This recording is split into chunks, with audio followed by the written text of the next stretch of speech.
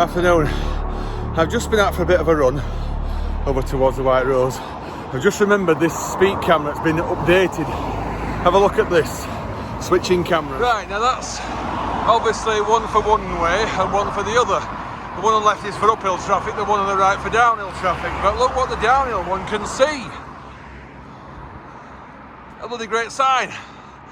I don't think that is going to work very well somehow.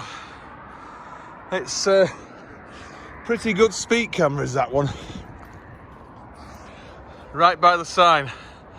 So I don't think it'll be very successful in many prosecutions. I'll have a look from a bit further down here under the bridge. That is not going to get many. It's not. Right where we are now, and look at it. The sign is blocking it completely. I just thought I'd share that anyway. Yeah, there's no way that downhill camera can see anything at all. Anyway, let's get back in.